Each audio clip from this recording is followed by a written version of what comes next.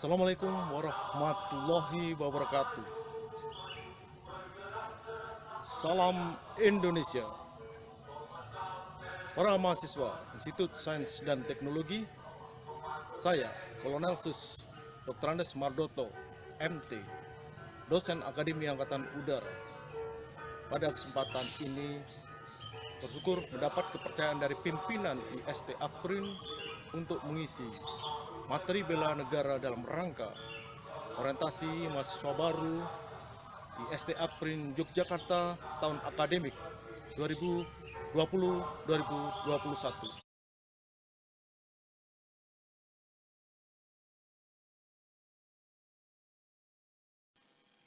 Saudara-saudara mahasiswa, kita adalah bangsa Indonesia. Semestinya kita mengenal secara baik negara dan bangsa Indonesia. Betulkah begitu? Mari kita telaah sekilas. Indonesia, negara kepulauan terbesar di dunia. Posisi geografisnya sangat luas membentang. Terletak di antara dua benua Asia dan Australia, serta di antara dua samudra, Hindia dan Pasifik. Dalam perspektif geopolitik negara Indonesia memiliki bargaining power strategis dalam percaturan dan hubungan antar bangsa. Setiap bangsa berupaya mengamankan kepentingan nasionalnya. Bangsa Indonesia semestinya memahami konstelasi demikian, memiliki kesadaran ruang dan geografis sebagai negara kepulauan. Geografis Indonesia mengandung banyak sumber kekayaan alam, merupakan peluang, sekaligus mengandung kerawanan karena pengaruh perkembangan lingkungan strategis dapat berubah menjadi ancaman bagi ketahanan bangsa dan pertahanan negara. Berbagai pengaruh dan dampak negatif perkembangan lingkungan strategis yang disertai berubahnya persepsi dan hakikat ancaman terhadap eksistensi maupun kedaulatan bangsa harus disikapi oleh bangsa Indonesia secara sungguh-sungguh, mengingat kemajuan ilmu pengetahuan teknologi, informasi, dan komunikasi berimplikasi terhadap perkembangan peperangan modern dalam bentuk asymmetric warfare dan proxy war. Dalam konteks membangun ketahanan nasional, aspek pertahanan salah satu upaya yang harus menjadi fokus perhatian segenap komponen bangsa adalah kemandirian dalam penguasaan, pengembangan dan pemanfaatan teknologi di berbagai bidang untuk mengantisipasi dan menghadapi ancaman militer maupun ancaman nir-militer. Potensi kecerdasan intelektual kalangan mahasiswa tentu sangat dibutuhkan untuk memperkuat proses membangun kesadaran individual bersama komponen bangsa lainnya. Eksistensi suatu bangsa dipengaruhi oleh kemampuan bangsa tersebut dalam memahami dan menguasai kondisi geografi serta lingkungan sekitarnya. Pikiran ahli geopolitik Sophie Croutard, pandangan Geroid O. Totel, serta pidato Presiden pertama Republik Indonesia Insinyur Soekarno pada peresmian Lemhanas Republik Indonesia tahun 1965 menegaskan pertahanan nasional hanya dapat dilaksanakan secara sempurna bila suatu bangsa mendasarkan pertahanan nasional atas pengetahuan geopolitik. Pengetahuan geopolitik yang dimaksud adalah geopolitik Indonesia yang dikembangkan berdasarkan tiga faktor yang membentuk karakter bangsa Indonesia, yaitu sejarah lahirnya negara, bangsa dan tanah air, serta cita-cita dan ideologi bangsa. Pandangan yang bersumber pada kesamaan pengalaman sejarah menghasilkan konsepsi wawasan Nusantara sebagai pandangan geopolitik Indonesia yang mengartikulasikan wilayah Nusantara sebagai ruang hidup yang harus dipertahankan dan dikelola sebagai sumber kehidupan bangsa Indonesia dalam mencapai tujuan dan cita-cita nasional. Sebagai wawasan nasional, konsepsi wawasan Nusantara menganut filosofi dasar geopolitik Indonesia yang mengutamakan persatuan dan kesatuan bangsa. Wawasan Nusantara mencerminkan dimensi pemikiran mendasar, mencakup dimensi kewilayahan sebagai suatu realitas, serta dimensi kehidupan bermasyarakat, berbangsa, dan bernegara sebagai suatu fenomena hidup. Setiap komponen bangsa harus mampu memandang, menyikapi, serta mengelola sifat dan karakter geografis lingkungannya yang syarat dengan potensi dan risiko ancaman. Pola pikir, pola sikap, dan pola tindak bangsa Indonesia harus menyatu dengan perilaku geografis Kepulauan Indonesia sebagai ruang, alat, dan kondisi juang untuk mempertahankan kelangsungan hidupnya. Ketahanan nasional merupakan kondisi dinamis bangsa yang berisi ketangguhan serta keuletan dan kemampuan bangsa untuk mengembangkan kekuatan nasional dalam menghadapi segala macam dan bentuk ancaman, tantangan, hambatan, dan gangguan dari dalam maupun luar yang membahayakan integritas, identitas, serta kelangsungan hidup bangsa negara. Ketahanan nasional merupakan landasan konsepsional strategis yang sekaligus merupakan pisau analisis untuk memecahkan berbagai permasalahan strategis bangsa melalui pendekatan 8 aspek kehidupan nasional, Astagatra, terdiri dari 3 aspek alamiah bersifat statis, 5 aspek kehidupan bersifat dinamis. Dalam perspektif ketahanan nasional, pertahanan negara Indonesia tidak terlepas dari pengaruh dan dinamika kondisi 8 aspek kehidupan nasional di atas. Oleh karena itu, pembinaan dan pengkondisian ketahanan nasional dalam berbagai aspeknya akan menentukan kualitas pertahanan negara, baik masa damai maupun masa perang. Kualitas pertahanan negara akan berbanding lurus dengan kondisi ketahanan nasional. Artinya, setiap perubahan kondisi ketahanan nasional bangsa dengan sendirinya akan berpengaruh terhadap kualitas pertahanan negara. Para mahasiswa IST APRIN dimanapun berada, perlu kalian ketahui, proses pembentukan bangsa Indonesia diawali oleh keinginan untuk lepas dari penjajah, ingin memiliki kehidupan lebih baik, bebas dari penindasan, bebas melakukan apa yang diinginkan sebagai sebuah bangsa dengan dibalut nasionalisme. Semangat nasionalisme keindonesiaan secara formal lahir pada permulaan abad ke-20 sebagai reaksi perlawanan terhadap kolonialisme yang telah berlangsung berabad-abad, ditandai oleh 3 momentum sejarah yang saling terkait erat dan tidak dapat dipisahkan.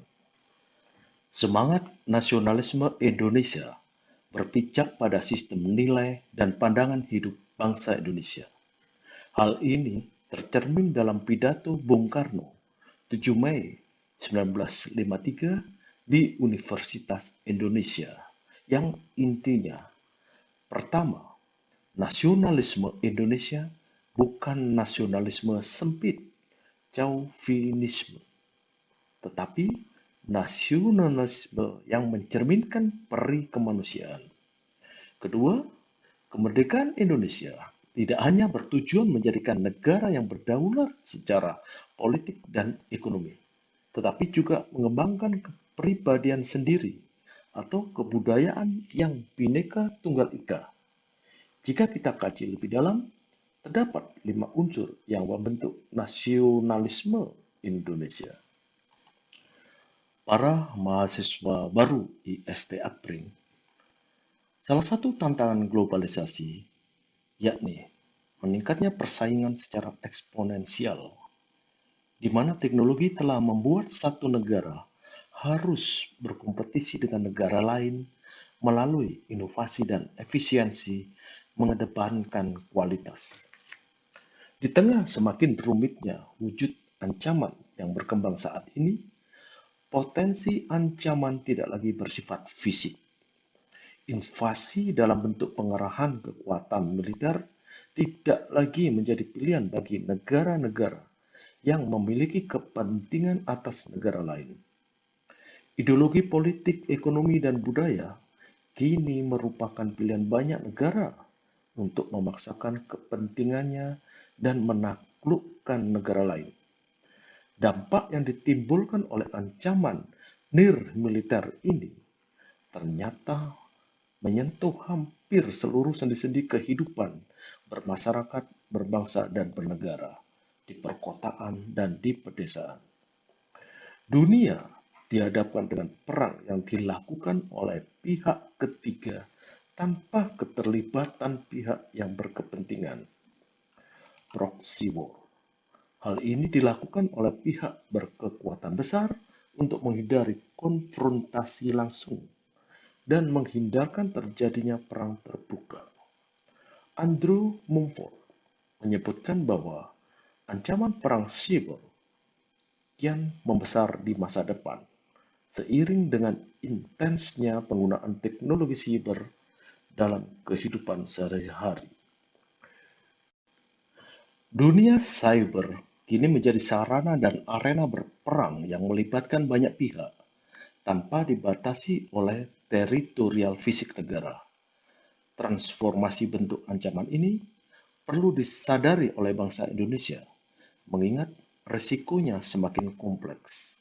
Di samping tantangan dalam aspek teknologi, kini bangsa-bangsa di dunia tengah dihadapkan pada berbagai isu global seperti perubahan iklim, food security, energy security, terorisme yang bersimbiosis dengan radikalisme, human security, kejahatan lintas negara, drug trafficking, maritime security, cybercrime, dan konflik kawasan, termasuk ancaman terbaru yang meledak sejak awal tahun 2020, yaitu pandemi COVID-19.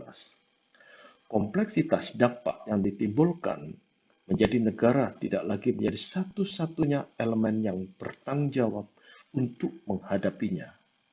Peran aktif setiap individu warga negara menentukan keberhasilan suatu bangsa dalam mengantisipasi dampak negatif yang mengancam eksistensi bangsa dan negara. Untuk itulah, kaum milenial, kalangan mahasiswa harus menyadari bahwa sebagai salah satu komponen kekuatan nirmiliter, kalangan intelektual muda memiliki peran penting dalam mengantisipasi ancaman nirmiliter sesuai dengan keahlian dan kompetensi yang dimiliki.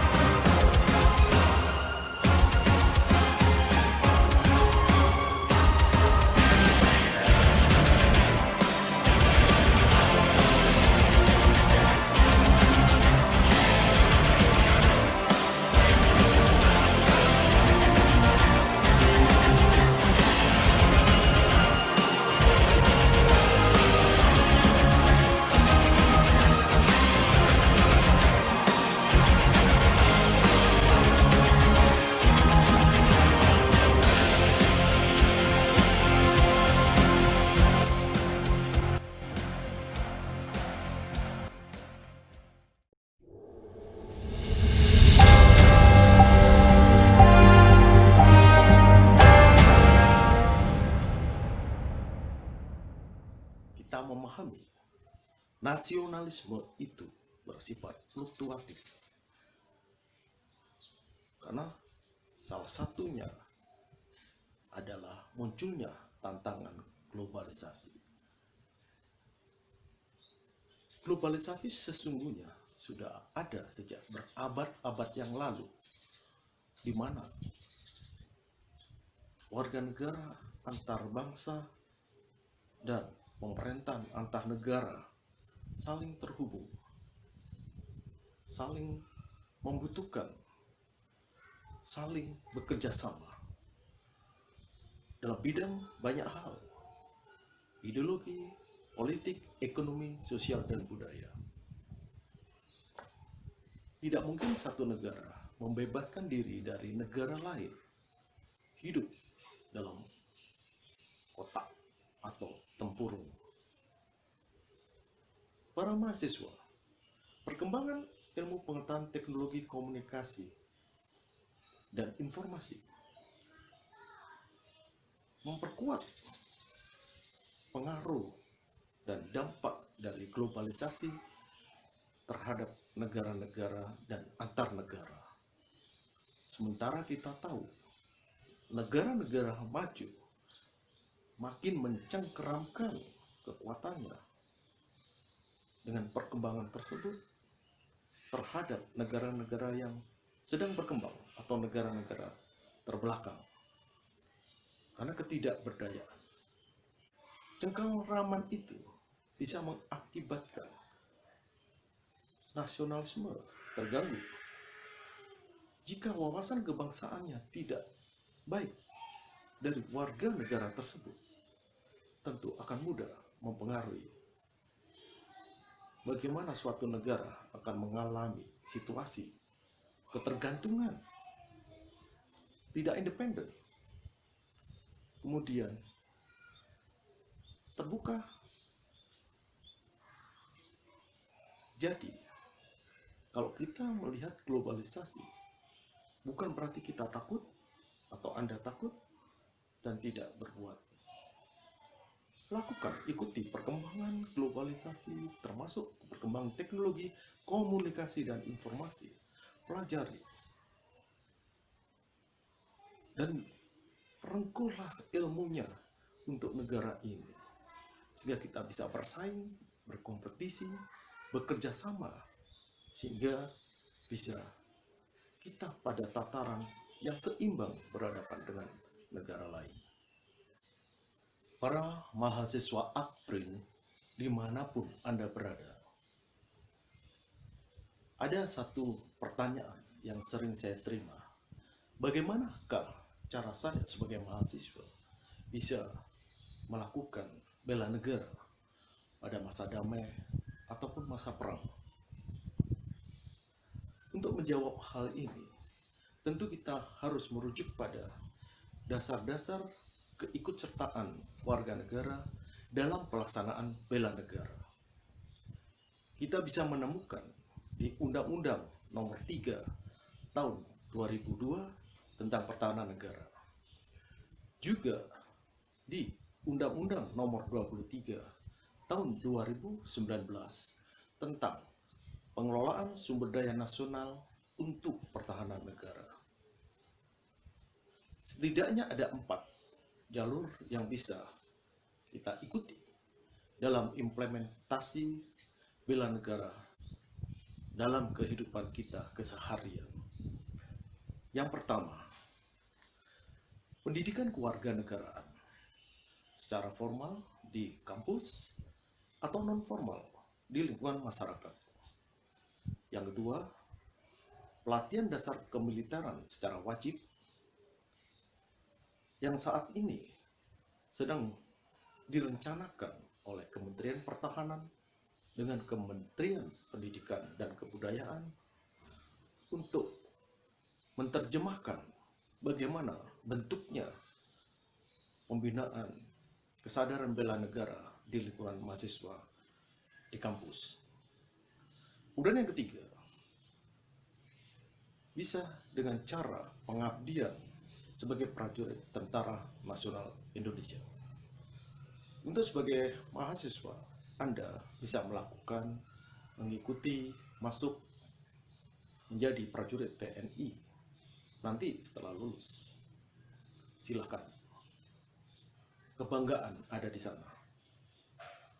Yang keempat, yaitu pengabdian sesuai dengan profesi. Ya, profesi masing-masing. Bagaimana bentuknya kalau Anda sekarang sedang berprofesi sebagai mahasiswa bela negaranya? Banyak cara, banyak media.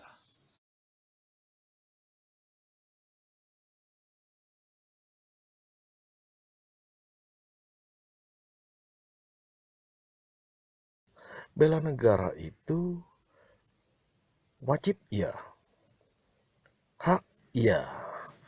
Karena itu sudah termaktub di dalam konstitusi kita, Undang-Undang Dasar 1945.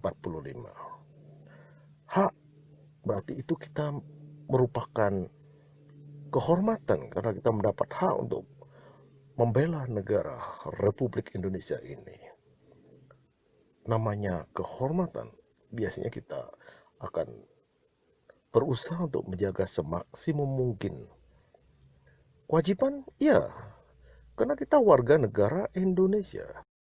Kita adalah bagian dari negara ini, bagian dari bangsa ini. Sama jika kita di posisi bagian dari suatu keluarga, kita juga kewajiban membela keluarga secara proporsional, membela kehormatan keluarga secara realitas. Begitulah juga bela negara. Baiklah, kalau kita bicara bela negara, apa yang saya lakukan? Kalau dalam masa perang, tentunya kita berpikir, siapakah yang akan bertindak sebagai penjuru atau di depan pada saat perang? Ya pasti militer, tentara. Kalau di Indonesia, Tentara Nasional Indonesia. Mahasiswa, bela negaranya bagaimana, Pak? Mahasiswa gampang sekali. Bertindaklah sebagai warga negara yang aktif positif. What's aktif positif? Aktif positif adalah warga negara yang dalam kesehariannya menjalankan saja kehidupan bernegaranya, berbangsa, bermasyarakat sebagai mahasiswa dengan patuh dan taat pada aturan. Itu mahasiswa yang sudah melakukan bela negara. Patuh itu artinya luas, setiap undang-undang, norma-norma, etika. Yang positif bagaimana? Nah, setelah patuh dan taat, kalau bisa positif. Kalau mahasiswa, ikut mengurus organisasi mahasiswaan secara baik. Ikut masuk Karang Taruna. Ikut pada proses-proses kegiatan sosial. Misalkan dalam kondisi pandemi, melakukan aksi sosial pembagian masker, melakukan aksi sosial pembagian nasi bungkus, seperti itu. Bagaimana profesi yang lain? Sama apa yang bisa dilakukan. Assalamualaikum warahmatullahi wabarakatuh. Salam Indonesia.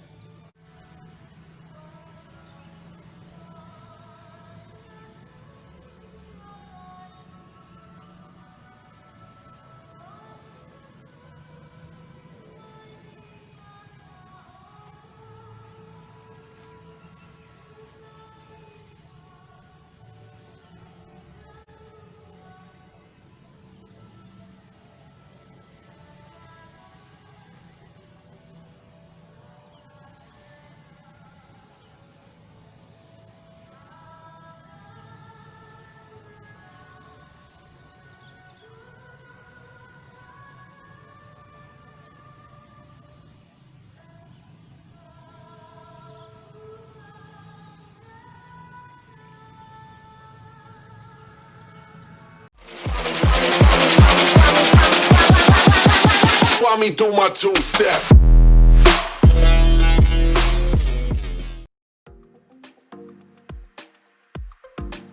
Assalamualaikum warahmatullahi wabarakatuh. Salam sejahtera, Om Swastiastu, Namo Buddhaya. Sebelumnya perkenalkan, nama saya Yohanes Meze, angkatan 2017, dan di sini saya sebagai ketua himpunan mahasiswa statistika. Dan di sini saya mau menyapa untuk teman-teman. Baik, di sini saya akan memperkenalkan Himastar. Himastar adalah himpunan mahasiswa statistika yang berada di bawah jurusan statistika. Himastar adalah tempat bernaung dan tempat menyapa aspirasi untuk teman-teman, terkhususnya teman-teman dari jurusan statistika. Dan dalam Himastar saya tidak sendiri, saya dibantu sama wakil, sekretaris, bendahara, dan juga beberapa departemen. Nah, jadi buat teman-teman yang penasaran dan ingin tahu banyak tentang Himastar, ayo nonton videonya sampai selesai. Himpunan Mahasiswa Statistika dipimpin oleh Saudara Yohanes Meze dan dibantu oleh wakil, sekretaris, bendahara, beserta 4 departemen di dalamnya.